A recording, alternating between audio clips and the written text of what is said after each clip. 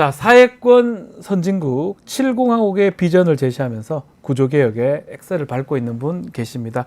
자, 감이 좀 오십니까? 자, 오늘 우리 대담한 대담 방송 피날레를 장식하실 이분, 조국혁신당의 조국 대표님 함께 하겠습니다. 안녕하십니까? 네, 반갑습니다. 불러주셔서 고맙습니다. 아유, 감사합니다. 사실은 이렇게 직접 안 나오셔도 그런데 바쁘신데 이렇게 직접 나오셔서 너무너무 고맙습니다. 박지훈 변호사님 얼굴 보려고 나왔습니다. 예전에 이제 네. 총선할 때 제가 이제 YTN 그때 방송할 예, 예, 때인데 그때 이제 전화 인터뷰를 하면서 그때 이제 부산 사투리 그걸 하셨습니다. 너희들 쫄았제 이거를 하셨던 그렇죠. 기억이 납니다. 예, 그때 사투리 예.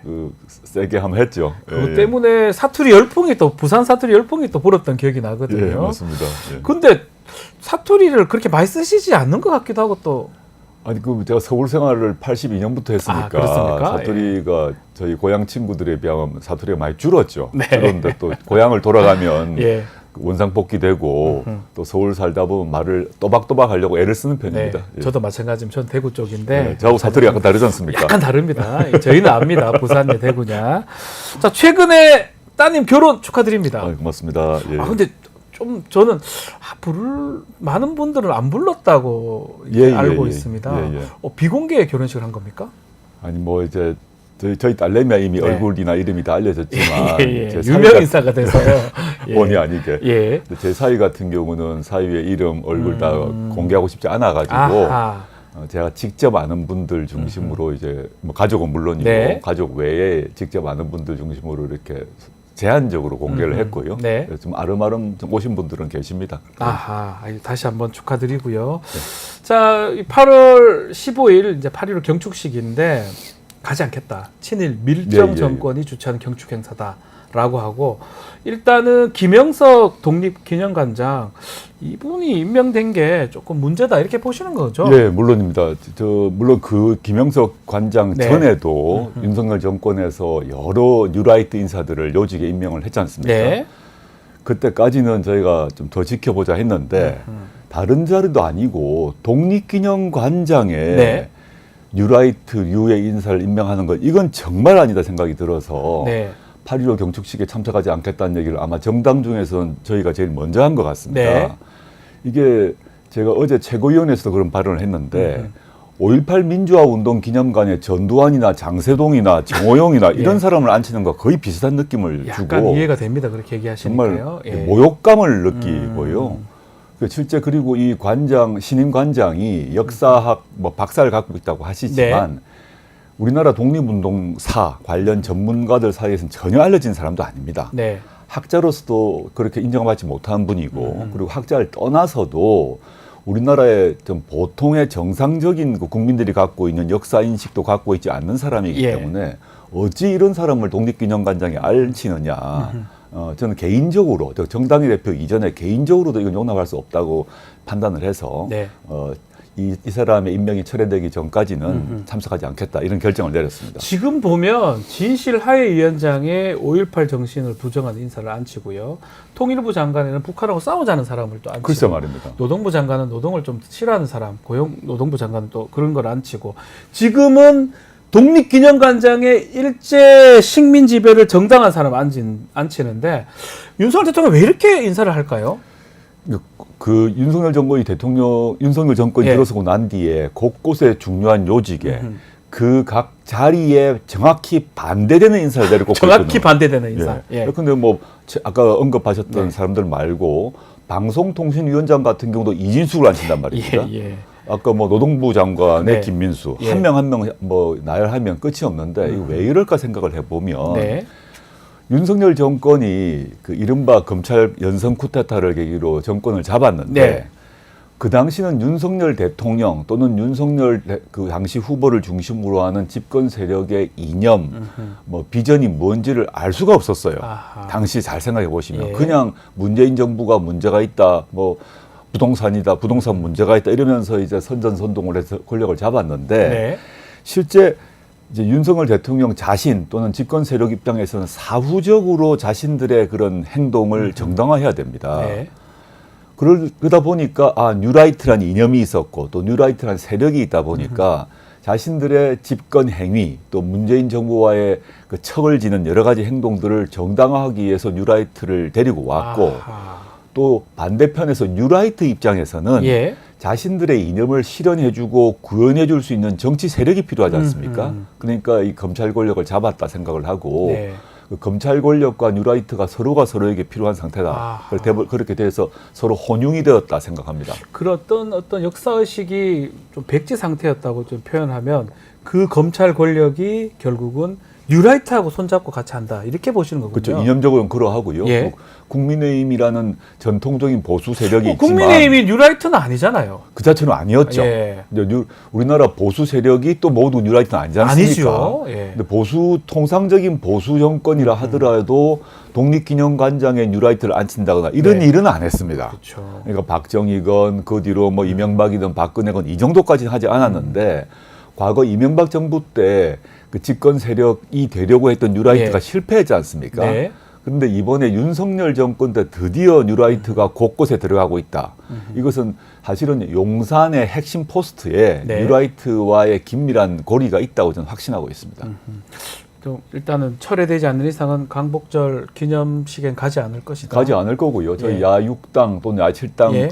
확인해 봐야겠습니다만은 그 백범 기념관에서 별도의 기념식을 가질 생각입니다. 그렇게 할 것이다. 자, 또 조국 혁신당이 좀 문제 제기하는 게 김건희 여사 명품백 수수 의혹 이거 관련해서 조사했던 국민권익위의 국장 극단적 선택을 했어요. 예, 이 숨진 사건 정치적 타살이자 권력 살인이다라고 대통령 부부 사과를 요구를 했는데 이것도 합쳐서 특검 좀 추진을 하는 겁니까? 예, 그렇습니다. 이 권익위의 고위 간부 아닙니까? 네. 실제 또 이 디올백 관련해서 주무국장이었고 그렇죠. 이런 분이 왜 목숨을 끊었을까? 그 언론 보도에 따르게 되면 이분은 권익위 차원에서 종결해서는 안 되고 예. 수사기관에 이첩을 해야 된다라는 소신을 갖고 있었는데 무슨 이유인지 다른 결과가 나지 않습니까? 그러다 보니 공무원으로서의 양심, 직업 윤리 등 때문에 괴로워하셨던 것 같습니다. 네. 전 뭐 한마디로 말하면 디올백이 이분을 죽인 겁니다. 통상적 절차에 따라 처리하면 될 일을 네. 지금 권익위원장은 윤석열 대통령 대학 동기고 또 권익위 부위원장은 부위원장. 윤석열 대통령 그 후보 시절에 네. 캠프에 있었던 검사 출신 정순영. 변호사 아닙니까? 네.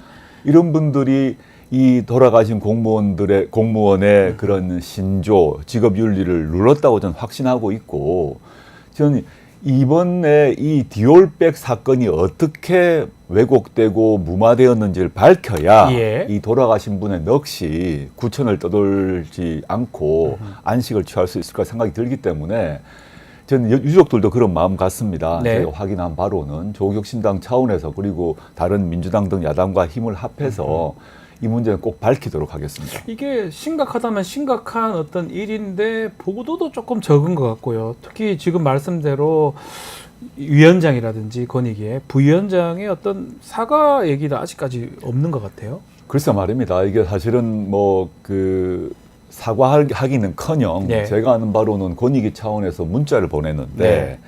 뭐 이제 언론이나 정치인들 오지 말라 이런 취지의 문자를 보냈어요. 근데 아하. 가족들은 전혀 그렇게 원치 않는데 말입니다. 가족들은 오히려 와서 그 아버지의 또 그 남편의 억울함을 밝혀달라 이런 마음을 갖고 있었는데 예. 문자로 가능하면 취재하지 마라, 정치인들 오지 마라 이런 문자를 보냈습니다. 네.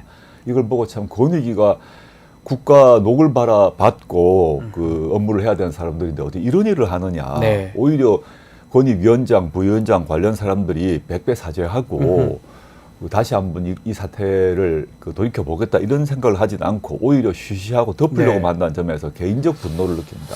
자, 뭐 이런 일도 민주당하고 같이 아마 특검법 추진할 건데 말 나온 김에 민주당하고 관계 설정 앞으로 어떻게 되는 겁니까?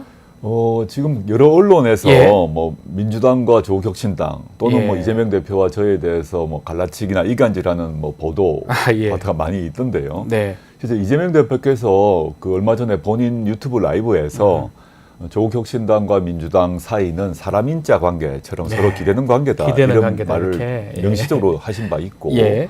저도 당연히 이제 협력 관계이고 또 경쟁할 부분은 경쟁하겠다. 그렇지만 윤석열 이 정권을 그 조기 종식시키고 정권 교체를 해야 된다는 점에 있어서는 어떠한 차이가 없습니다. 예. 물론 남아 있는 것은 근데 뭐 종합부동산세라거나 상속세 문제에서 정책에 있어서는 차이가 있는 것이 보입니다. 네. 근데 그런 정책적 차이는 당연히 논쟁을 해야죠. 논쟁 없이 가는 것은 애초에 뭐 말이 안 된다고 생각하고 네. 정책적 차이가 있는 부분 논쟁하고 또 서로 협의하고 합의하는 절차가 있겠지만 네. 이것이 그 조국혁신당과 민주당이 무슨 적대적 경쟁 관계 이렇게 보시는 것은 뭐 그런 것은 그걸 바라는 사람들의 아하. 희망 사항이 반영된 게 아닌가 생각하고 있습니다. 자, 윤석열 정부 어느덧 3년 차가 됐습니다. 집권 3년 차. 자, 이게 이런 질문을 좀 드려보고 싶어요. 가장 돌이키기 어려운 실정 어떤 게 있을까? 조국 대표님께 생각하는 이거는 좀 큰일이다. 어쩌지? 이런 게 있을까요? 한두 개가 아니죠. 예. 아니고 뭐 경제 엉망이고 뭐 민생도 엉망이고 예컨대 코로나 위기 네. 때보다 더 안 좋지 않습니까? 아, 그때보다? 무역 문제, 그다음에 물가 문제 모든 거 안 좋은데 저는 하나만 꼽기는 그렇고 한 두 가지를 꼽고 두 개 꼽을 수 있습니다. 예. 두 가지는 지금 일단 남북 문제가 완전히 예. 이제 끊어져 버린 상태이고 네.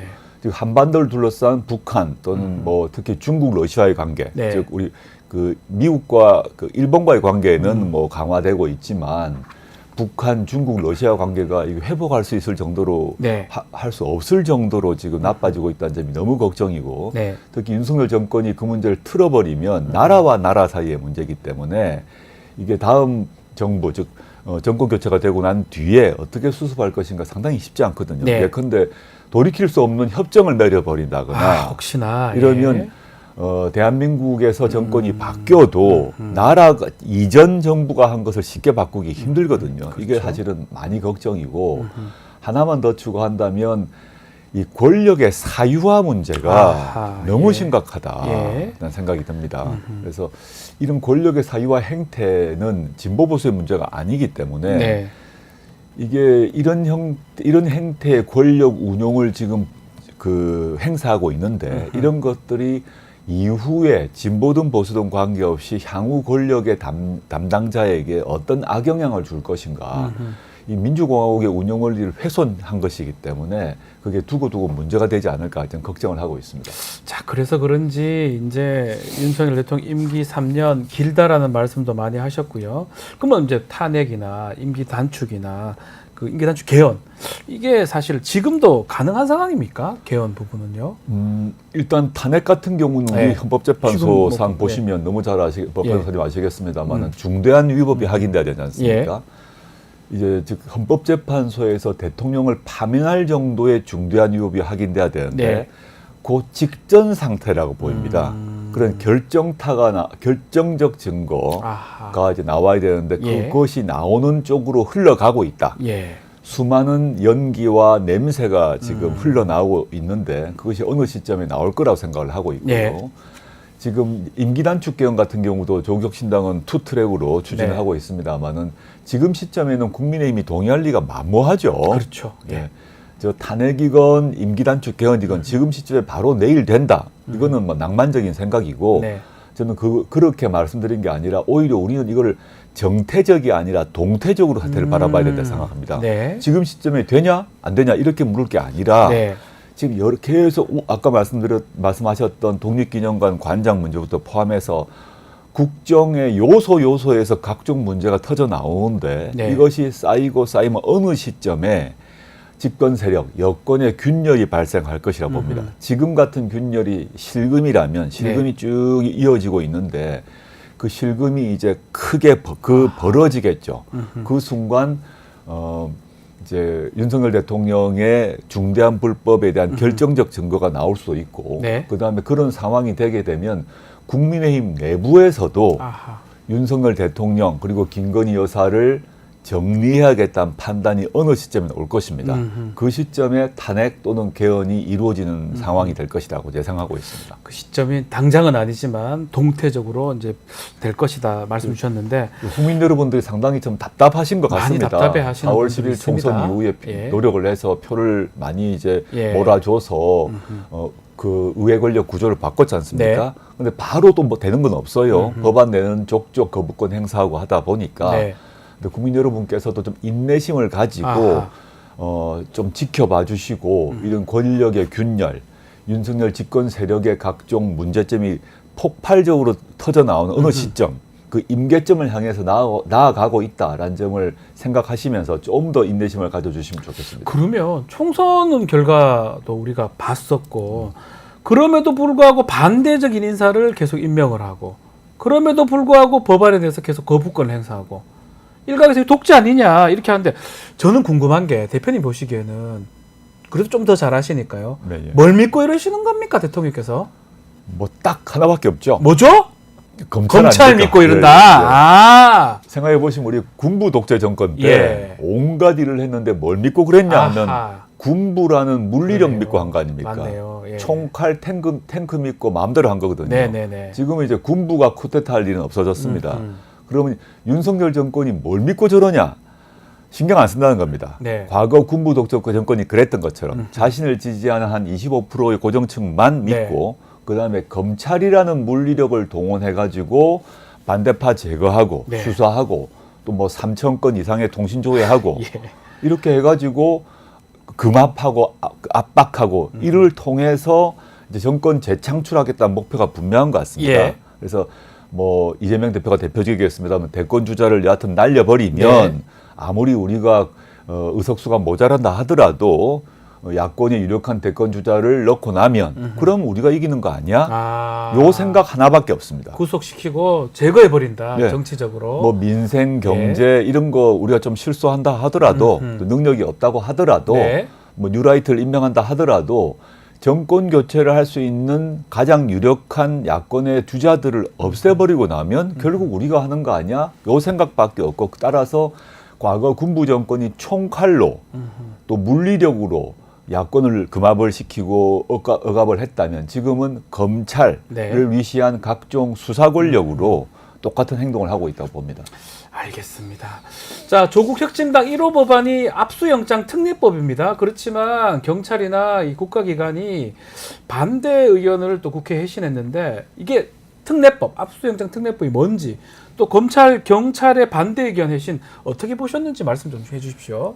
이제 그 제가 개인적으로 네. 이걸 냈던 그 법안이고 아, 개인 법안 발의했던 예, 법안입니까? 예, 개인 물론 이제 아. 그 저희 예. 의원님들이 공동으로 이름 올려주셨습니다만 해줬겠죠. 예, 법안 예. 자체는 제가 전공이 네. 원래 형사소송법이다 형사- 보니까 네. 제가 직접 관여했던 법안이고요. 네. 이거는 실제 전체 이름은 전자정보의 압수수색에 관한 특례법입니다. 아. 전자정보 문제인데 예. 지금 언론에서 많이 최근 뭐 몇 달간 많이 보도가 됐습니다만은 수사기관에서 휴대전화 또는 PC를 압수수색해가지고 네. 그 중에서 실제 범죄 관련 정보 외의 정보도 통째로 복사해서 검찰 디넷에 보관하고 있다는 거 아닙니까? 뉴스버스에서 아마 보도한 바가 그렇죠, 있죠. 바로 그거죠. 이진동 이진동 대표. 기자 포함해서 수많은 다른 기자들의 네. 휴대전화도 똑같이 했는데 그러다가 나중에 보관돼 있는 것 중에서 일부를 뽑아서 또 네. 수사에 쓰려고 한 거죠. 이건 절대 안 된다. 안 된다. 이건 영장주의 예. 위반이기 때문에 예. 안 된다는 것을 분명히 하기 위해서 특례법을 만들었고 지금 보면 검찰에서 그 뭐 전문 용어입니다만은 검색을 하고 수색하고 검증만 하는 게 아니라 통째로 압수 네. 해 가지 않습니까? 예, 맞습니다. 보는 것이 아니라 통째로 가져가 가져가 버려요? 그렇죠. 압수와 검증을 구별해야 된다. 압수와 수색을 구별해야 되고 압수는 엄격한 요건에 해야 된다는 네. 얘기인 거고요. 그 다음에 지금 디넷 등에서 드러났습니다마는 무관한 정보를 삭제하지 않고 보관하고 있거든요. 아, 범죄 혐의와 무관한 정보, 영장이 없었던 정보는 네. 삭제를 해야 되는데 그걸 반드시 삭제하도록 하고 그 어기게 되면 처벌하는 조항이 있고 네. 그 다음에 이 전자정보 같은 경우는 우리 통상의 뭐 집에 있는 뭐 집에 서랍에 있다 뭐 책상에 있는 그런 정보보다 훨씬 내밀한 정보가 있고 양에 있어서 엄청난 양이 있는데 이런 경우를 압수수색하려면 전자정보를 압수수색하려면 사전 신문 제도가 있어야 되는 거 아니냐라는 취지의 그 법안을 만들어냈는데 수사기관이 다 반대를 하더라고요. 그래서 예. 저는 지금 이게 수사 편의주의의 극치다. 지금 우리나라 국민들이 갖고 있는 자기 개인정보에 대한 민감성 그렇죠. 이거에 대해서 고려를 하지 못하고 있고 지금까지 수사기관이 그냥 수사 편의에 따라서 해왔던 휴대전화, PC 압수수색 그걸 통한 정보 보관 이 문제에 대해서 경각심을 좀 가져야 한다 저는 생각하고 있습니다. 네. 그 실제 내용이군요. 법원행정처에서는 저희 법안을 동의하고 있는 걸로 알고 있습니다. 아, 법원행정처에서 동의하는데 네. 수사기관들이 이제 반대를 하고 있는 상황이고 네네. 좀 법안 상황을 한번 지켜보기로 하고요. 또 사회권 선진국 구상 이게 지난달에 발표를 했는데 이것도 뭐 알듯 말듯해서 네. 우리 시청자들을 위해서 설명을 좀 해주시면 좋을 것 같습니다. 이 사회권이란 말이 네. 그 법률가들은 잘 아는 말입니다만 네. 국민들 입장에서 조금 어려운 말은 그렇죠. 사실입니다. 그런데 이 사회권이란 말을 지난 총선 기간에 당시에 한동훈 비대위원장이 뭐 사회주의권이라는 말도 안 되는 예. 빨갱이 공세를 해서 제가 예. 허탈했는데 예.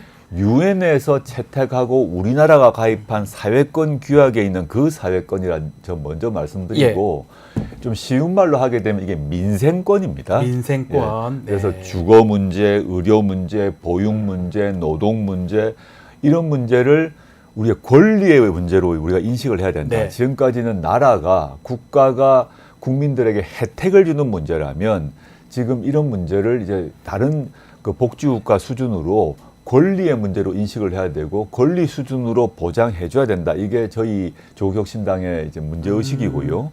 그거를 지금 주거권부터 시작해서 한 8개의 사회권, 민생권을 분류를 했고 예. 연말까지 매달 한 권리씩 정리를 해 나가고 있습니다. 정리가 되면 보다 국민 여러분께 더 상세히 그리고 좀 그 쉬운 용어로 설명드릴 기회가 있을 것 같습니다. 지금 말씀하신 것처럼 민생 얘기를 하시긴 하시지만 상대적으로 검찰이나 이런 데는 이 조국혁신당이 목소리를 많이 내는데 민생은 조금 약하다 이런 평가도 있는 것 같습니다. 예, 대표님. 그건 뭐 평가를 제가 많이 들었고요. 예. 실제 저희가 하고 있는 활동에 보게 되면 한 축은 검찰 독재 정권 조기 종식이고 한 축은 민생 선진국인데 네.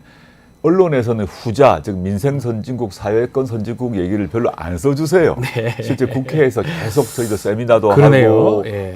홍보도 하고 있습니다만은 언론에서는 주로 이제 싸우는 문제, 각을 세우는 문제에 초점이 있을 수밖에 없다 보니까 네. 저희가 주장하는 정책에 대해서는 관심을 좀 덜한 것 같아서 네. 이 방송 보시는 언론인 여러분들께서 저희 사회권 선진국, 민생 선진국에 대해서 많은 취재, 뭐 비판까지 포함해서 보도 부탁드립니다. 알겠습니다. 자, 이제 시간이 좀 다 됐는데 대표님, 조국혁신당의 조국 대표님 끝으로 우리 애청자나 또 국민들을 또 지지자분들한테 한 말씀 주시면 좋을 것 같습니다. 예, 안녕하십니까. 조국혁신당 대표 조국입니다.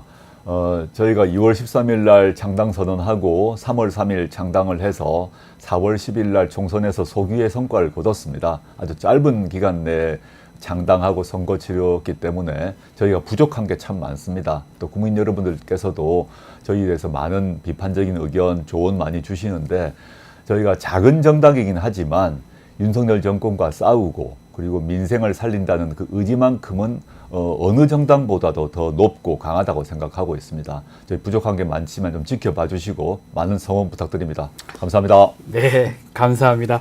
자, 진보의 세빙선 조국혁신당 대표와 오늘 말씀 나눴습니다. 오늘 말씀 감사합니다. 네, 고맙습니다.